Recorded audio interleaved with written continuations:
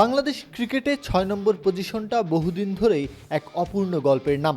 কখনো আফিফ হোসেন, কখনো মাহিদুল ইসলাম অঙ্কন, আবার কখনো অন্য কেউ। একজনের পর একজনকে সুযোগ দেওয়া হয়েছে, কিন্তু দলের চাহিদা পূরণ করতে পারেননি কেউই।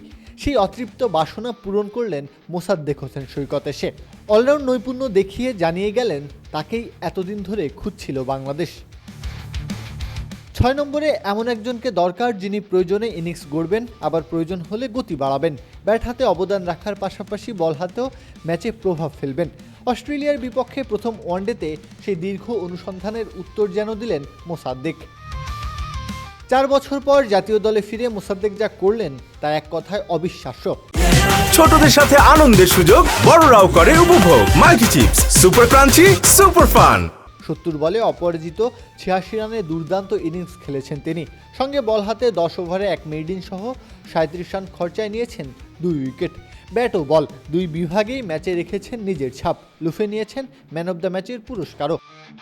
মোসাদ্দেকের ইনিংসের সবচেয়ে বড় সৌন্দর্য ছিল তার ব্যাটিংয়ের ধরনে। শুরু থেকে ইতিবাচক মানসিকতা নিয়ে খেলেছেন। প্রথম বল থেকেই রান খোঁজার চেষ্টা, বাজে বল পেলেই শাস্তি দেওয়া, আর নিয়মিত স্ট্রাইক রোটেশন, সব মিলিয়ে আধুনিক ওয়ানডে ব্যাটিংয়ের আদর্শ উদাহরণ।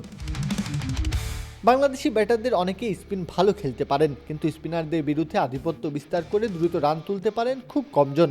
এখানেই আলাদা মোসাদ্দেক।